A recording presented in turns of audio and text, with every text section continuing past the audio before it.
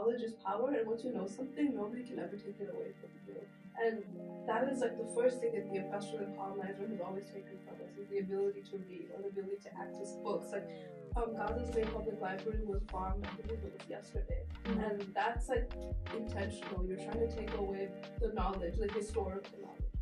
You already know, it's your girl Naira, and this is Shit Talks. What's good, everybody? My name is Naira, and we're back for another episode of Shit Talks. On this episode, we're going to be talking about liberation, freedom, in light of not so current, but current to some people, events that are going on in the world. And here I have some lovely human beings that are going to chat with us about that. Who the hell are y'all? I'm Shawnee Dez. I'm a musician and a community advocate.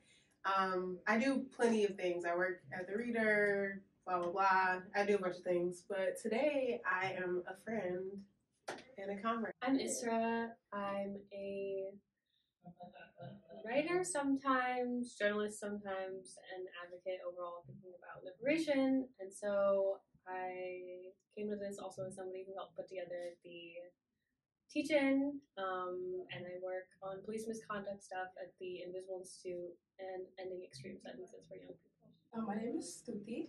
I am a stand-up comedian, a poet, and a community organizer, among a lot of things. And I am from Chicago, from the West Ridge. I was raised on Devon Street. Nice. Period. Oh, so you touched on a teachin, right? So y'all basically planned a teachin together. So talk to me about what that is. Okay, so I was part of a group of people, Stuti and Shawnee, put together a teachin on Palestine, specifically geared towards young people at Build Coffee on the South Side. And it came together because of the moment that we're in right now, and specifically the violence that young people here are experiencing, but also as a means to figure out how to talk to young people about what's going on in Palestine. And we wanted to do that by centering poetry and art, and then from that, creating a space to talk about de-escalation and how to intervene when you see something happening to someone you know. Yeah. What was the importance of having poetry there? Like, what was the importance of having, like, Palestinian voices, and how does that, like, reshape the narrative? Yeah, I think that as a poet, I was trying to trace back to where I got radicalized when it comes to Palestine, and it all leads back to poets like Mahmoud Darwish, Lina Khalaf Tafa. Shawnee wants to ask you, and y'all can also answer this question too, like, what's your personal connection to the fight for liberation for just people in general, right? So for me, I think specifically as an African American and as a woman, it is my daily experience, right? It's my daily life where my entire life has been baked around liberation, baked around freedom. Like, even just the agency to be in the United States is not something that myself or like that my family can ever speak to, because we've just been here because of, you know, us landing here after the slave trade. And so it's something that I've always been able to see myself in other people's fights for liberation, because that is like the fight for my own liberation has never ended, right?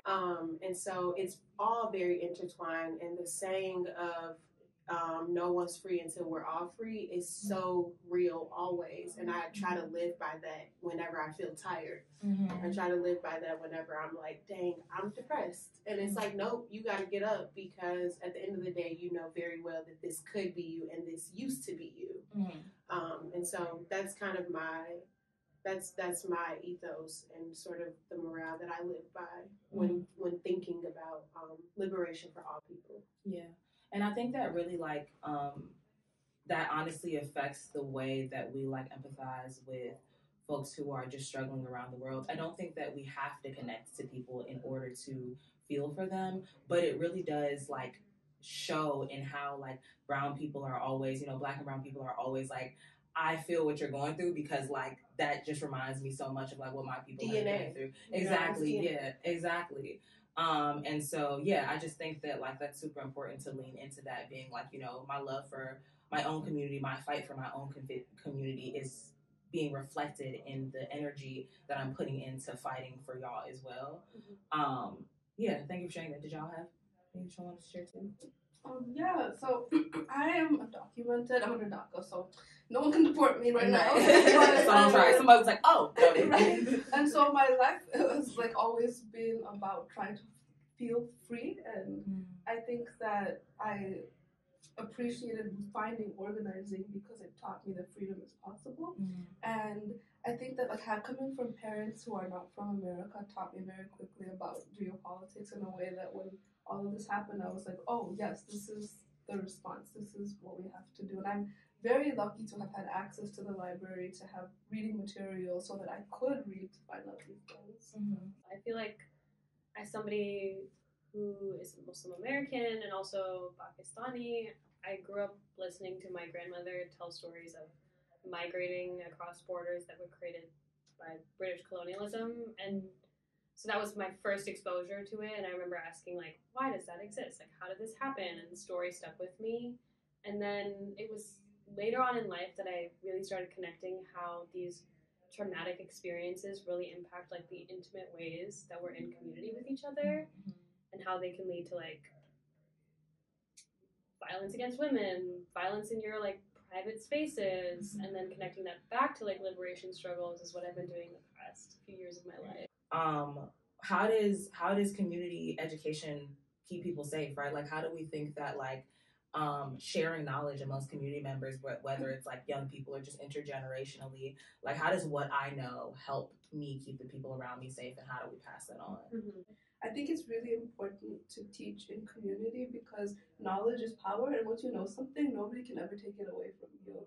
And that is like the first thing that the oppressor, the colonizer, has always taken from us is the ability to read or the ability to access books. Like Gaza's main public library was bombed, I believe it was yesterday, and that's like intentional. You're trying to take away the knowledge, like historical knowledge. Also another Black proverb. It could be African too, I'm not sure, but it's each one teach one. And so it's just like that is also something that me and my community and myself have always lived by, and that we're only as powerful as the people standing next to us. So there is no room for gatekeeping information. There is, when we're thinking about liberation, when we're thinking about freedom, that is a space where we all have access to knowledge, where we're all well read, or where we all have the resources that we need to achieve the community that we want. We truly keep us safe, and like people are yearning for spaces like this because we're like, I think we did it because we were yearning for a space like this, and just to know that they can exist outside of this, and we can have the freedom to talk about things like liberation outside of school and not be limited. And there was even an educator who, she's a teacher on the South Side, and she spoke about talking to her students who were and they were, shout out to Harlem was talking about how her students were like, well, what's our, again, going back to the place of like, what is our place when it comes to liberation for all? Her Black students were very like concerned about like, well, when things happen to us, like we don't get this support and we don't get blah blah. And so two things happened where, one, she told her students like, actually a lot of what we know for how to handle protests and how to handle CPD is from Palestinians sharing information over the internet when we were having the Black Lives Matter protests. That's one. And then two, Sherelle was like, actually, I think that's a great point to hold space about how Black death has always just been in the backdrop of like everything for all time. It's like, oh, it's just normal that, you know, Sudanese people are dying right now. Oh, it's normal that like people in the Congo are dying and we all have iPhones. And it's like, it's not something that like we are always readily talking about. And she was like, I think it's important to name those things and to speak more, even more breadth into why no one's free until we're all free, and why liberation is a collective struggle, and why we all have to be on this ship going forward instead of just like, oh, all I'm doing is checking if me and my people are free. And so I think that, again, going back to how aware students are, is like they're holding these feelings and having the space to talk about them, having the space to learn about leaders like Kwame Ture or leaders who were in the Black Panther Party who have always spoken about Palestinian liberation. Liberation? Love that. We in the lab. We're creating it. We're gonna create it ourselves. We're gonna create that elaborate right now. Elaborating liberation. And just naming that. Naming all of those things. There's so many things happening at once, and we have the capacity to hold them all. And we have capacity to feel this collective grief for all these different movements that are happening. Just wanted to throw that in there because I thought it was amazing that was brought up. Yeah, and I think it's important for them to say those emotions out loud so that they can actually get an answer or at least a question that like broadens that thinking, right? But also, like that reminder that, the same systems and the same like disregard for life that is oppressing those people all the way across the sea is the same systems that's impacting you, and like all of the shit needs to be torn down. Yeah. And all of the shit needs to be set on fire. Yeah. And so like it's more fruitful to see yourselves in them. And also, maybe even that, like, not to say that people should be like stretching themselves thin or whatever the case is, right? But like, I hate to know that there was a lack of support for things that me and my people were struggling with, and I don't ever want anybody else to feel that way. And so I'm going to show up for you. Yeah. Like, I'm not going to hold you, like, say that you're responsible for that. I'm going to be like, I hate that happened to me. And so what can I do so that doesn't happen to you? Anybody else. Exactly. Anybody else. Yeah. Yeah. Mm-hmm. That's real. Individualism is a facet of white supremacy. Okay, cool. So I wanted to, I always have to throw that in there, just so you know. What does freedom mean to y'all? Freedom is a constant struggle.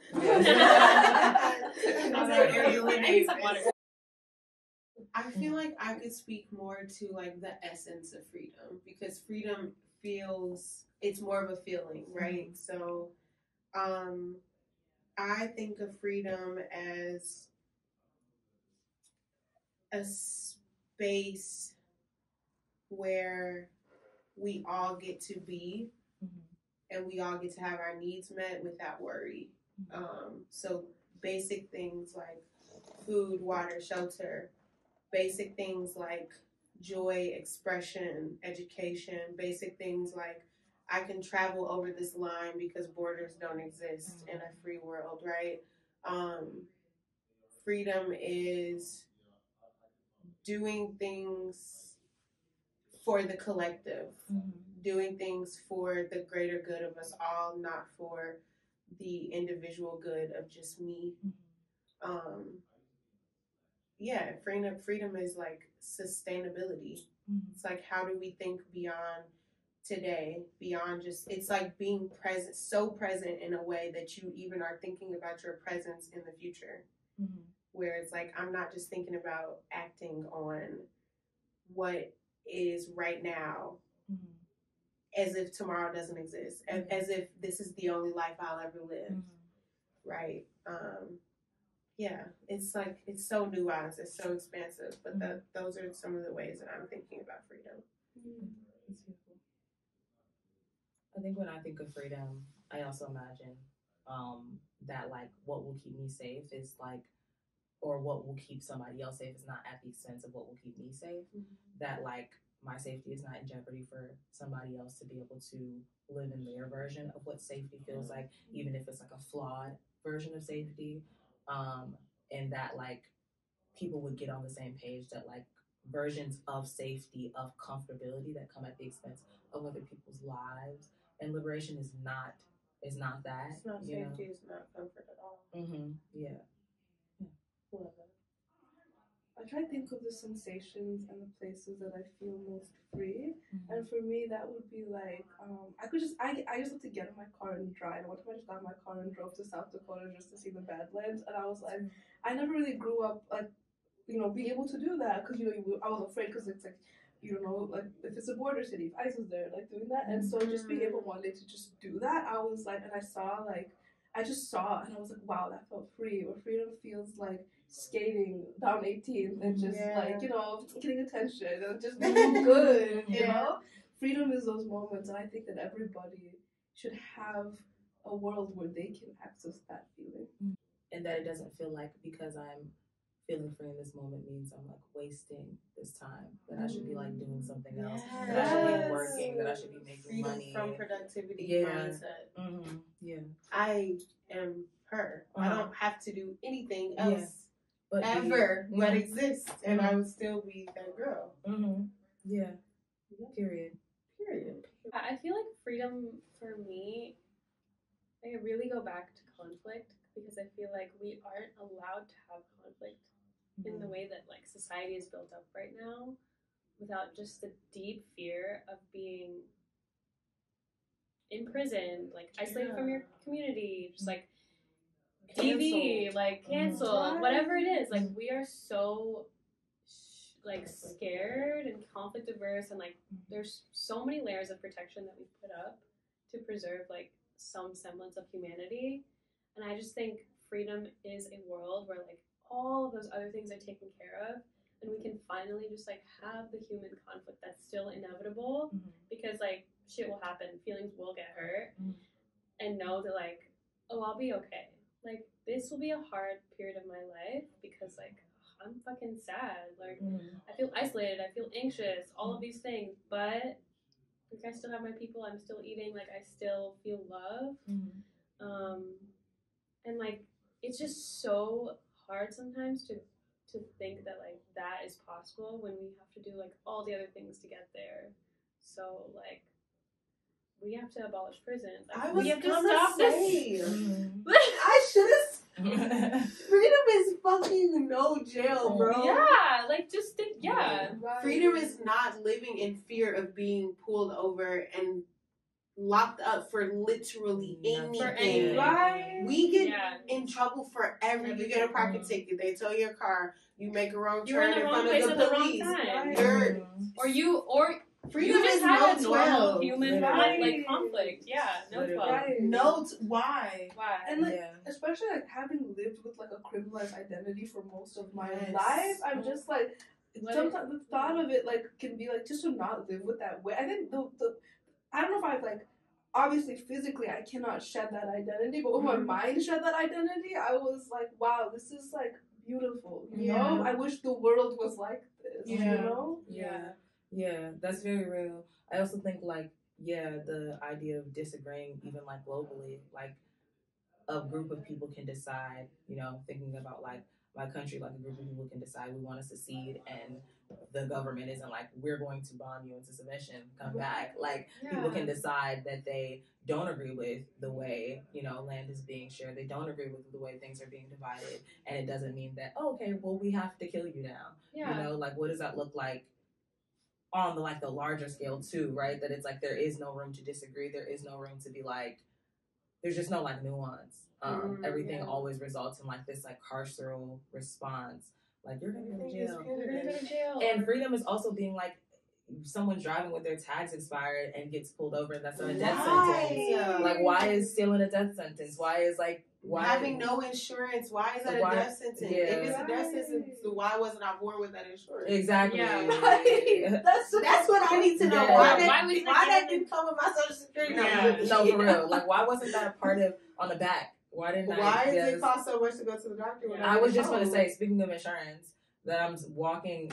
I would love to be. Freedom is being gentle with my body because I want to, and not because I'm like, if I break something past 26, I'm ass out. No, for sure. I feel like we're so like, we don't even have the room in the world that we live in to be proactive about like our minds, because we're always like reacting to and trying to protect ourselves, and like that's not sustainable. Like this shit's not sustainable. Yeah. That's real. But I was really thinking about how like I always feel the most free when I fall in love, and like how beautiful it is that love transcends everything. You know, people are like in Gaza right now getting married. You know, it's so beautiful to me. Having children, I mean, like it's like everyone's talking about how like Palestinians teach you how to live because they are constantly, like so many colonized people, finding time to like get married, have babies, be like in community with each other, eat good food, and at the same time, like that's all despite the conditions that they're in, not like because of the conditions that they're in. Yeah. And so just I feel like and love is another example, like in a way that's not this like white woman like love is freedom, but in a real like I can love people, and then once you love people, you like care about whether they're taken care of.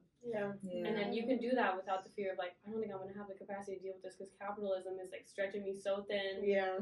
So I'm scared to love people. Yeah, literally.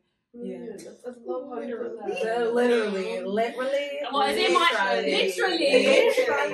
Don't say like Subscribe to this on YouTube. I would literally start this. Don't start. No, I wish we could have done this whole thing in it. It's alright, you could have. You could cut it. Freedom. Start over. Love is love is love. Love is love. It is. That's That's what a us up. Yeah. They win.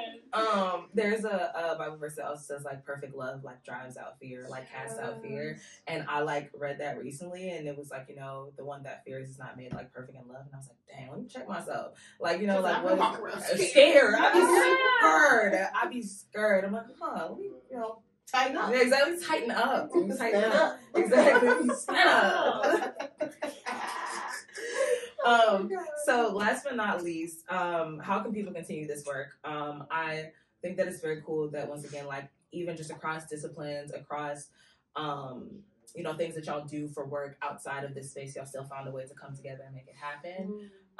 And so, you know, like where should people start? Or what's your advice for like folks who are listening? I have some thoughts. So I made this in early October, and that was when there was like not that many resources, specifically by Palestinian people. So right now I would say this is a secondary resource. Prioritize things by Palestinian people straight out of Palestine. George Abraham is someone who to follow on like Instagram, and like Rasha Abdul Hadi to like follow Palestinians to like action things. And then secondarily, I created everything. This lesson plan is linked in my bio.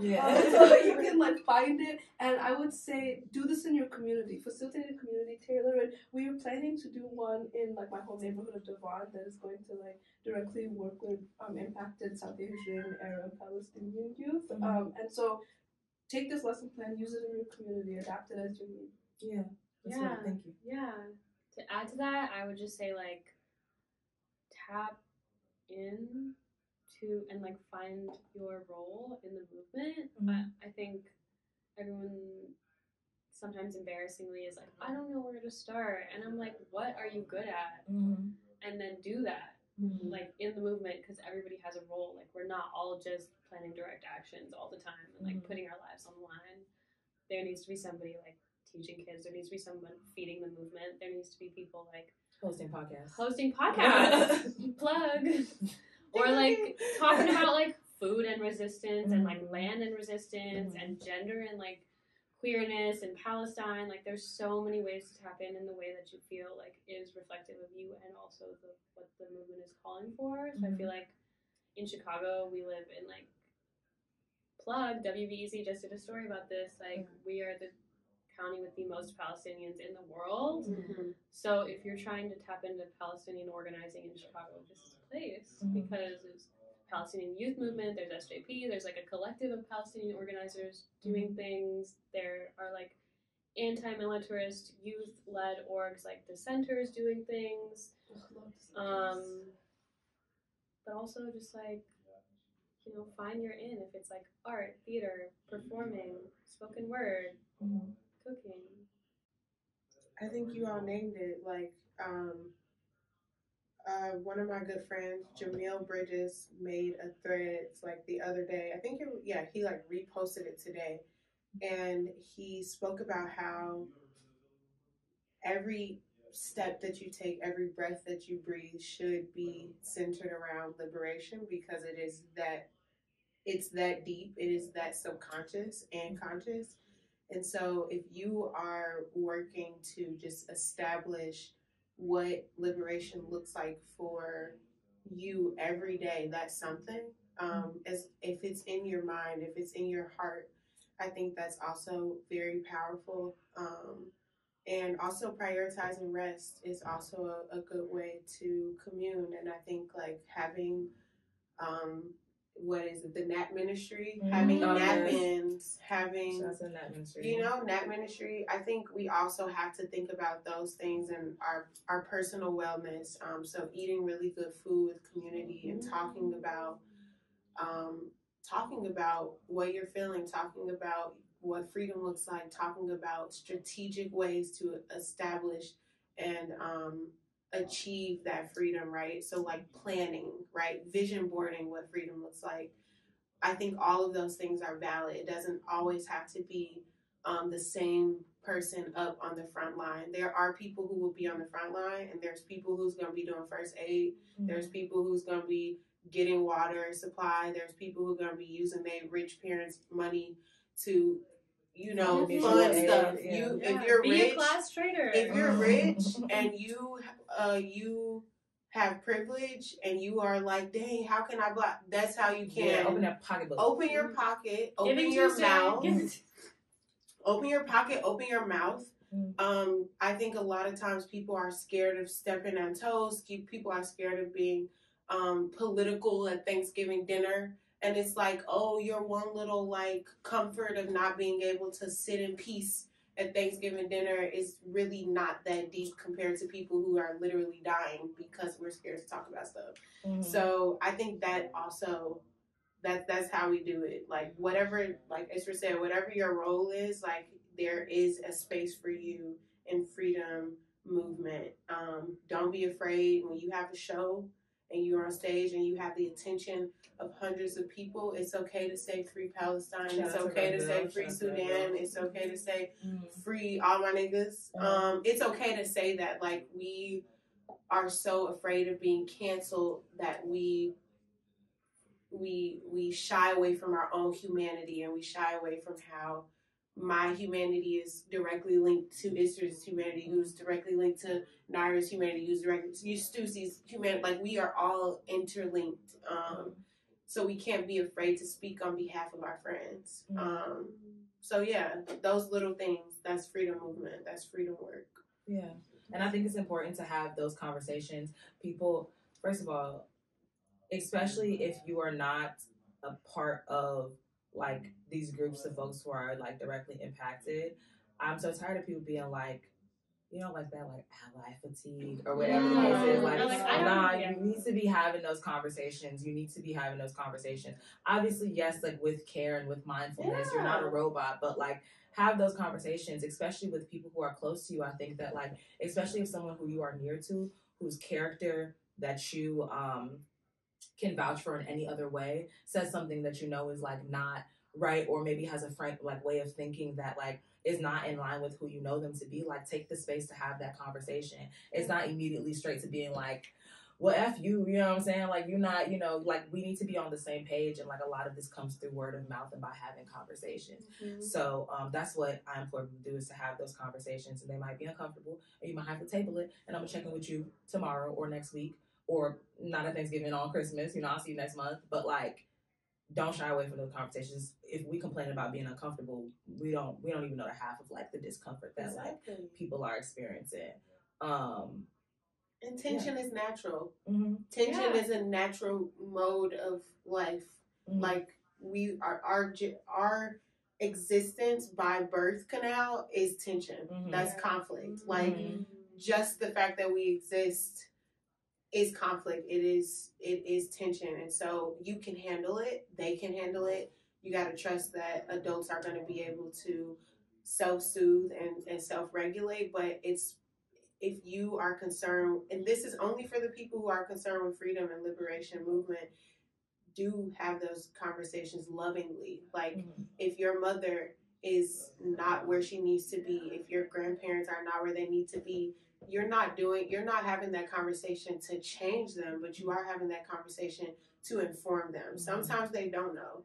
And I'm not, like, it's not my place to change people's minds, but it is my place to say, oh, at least I can't act like you didn't know. Because you know. Because now you know. So now you're choosing to be how you're going to be. God bless. And I'm going to keep space. And I'm going to pray for you. And I'm I'm a whole space for that reality too, but Mhm. I think like people need to start to remind themselves that tension is a natural part of life, like in nature. You feel me? Yeah. Trees Yeah. fall. Exactly. Yeah, Yeah, exactly. Stuff happens. Soil turns over. Like it's literally, that's very real. Yeah, and it's beautiful. Yeah. And it's beautiful. And it can be very transformative within our human experience when we're not abusing that and we're not abusing power. Mm-hmm. That's very real. Thank you for that. That's Yeah, important. thank you. Yeah. Wow, I'm gonna sit with that all day. I want to Literally. go have a baby. Yeah. Like that birth canal. Exactly. Tension. I'm You need to imitating. be careful. Like imitating. Yeah. Maybe. I'm feeling Let's something put over that here. off- Are you Off the ovulating? record. I'm not pregnant. I love my IUD. I'm not pregnant. Take I my love shit my out. IUD. Yeah. Never. Yeah, sorry. Back on record after the post IUD conversation. Okay, bet. Those are all the questions that I had for y'all. Y'all are amazing guests. Do y'all have anything else that y'all want to add? I wanted to add that we are in day 55 of the war on Gaza, and more than 15,000 people have been killed by Israeli bombing. 60% of the housing in Gaza has already been destroyed, and most of the people that have been released from these prisoner releases are kids. Mm-hmm. And I think that is just like, when we're thinking about youth teach-ins, That's why. Mm-hmm. like that's, yeah. And also the people that are getting released are like a fraction of the more than 10,000 people held in Israeli jails for who the fuck knows what. Mm-hmm. Anything. Existing. Exactly what we were talking about earlier. And y'all can find me. I'm just but no, That's next yeah. page when break. when you find us, you will also find more information about this because this is all I've ever posted about. You can find me on Instagram at Shawnee SHAWNEE _DEZ and ShawneeDez.com. And I don't have a Twitter. I used to be problematic, and then I got hacked, and then I was like, thank God. Oh my God! Nobody can go back and cancel me per se. I mean, honestly, I'm not problematic at all. Yeah. It's actually your problem, not mine. Problematic is That's your what problem. problematic means. Problematic But, what I teach. subjective. Yeah. So yeah, only Instagram for And what now, about your and Spotify, TikTok. Shawnee? Oh yeah, and Spotify and yeah. Instagram. I mean, and iTunes because I use iTunes. But yeah, Shawnee Dez. Go listen to some music. I have a song called Free Body Freestyle, and it's about liberation and freedom. Go check it out and get a groove. Get your life. Yeah. Yeah. You can find me on Instagram. My handle is ISRA RAHMAN 1998. When you were born. Yeah, that's when I was born. I am 25. And it's a wonderful year. Period. And if you want to do more youth workshops around this, let us know. Reach out to one of us. Like, we really want to do it. And I will not be plugging my Twitter because the people don't need that. Exactly. Like, y'all need to know what I think. Yeah, that's real. That's a diary. Yeah. It is. Not a public platform. That's true. It's a journal. You can find me at Cyborg Studio on all platforms, and I am in deep in writing right now, so I'm working on a manuscript for a short story book because I have a residency in Portland coming up. I'm very excited about, and then I'm working on my 1 hour stand-up special. So I'm gonna be performing next year. It's a big deal, but Yeah. Curious Cyborg Stuti. Okay. I love that name.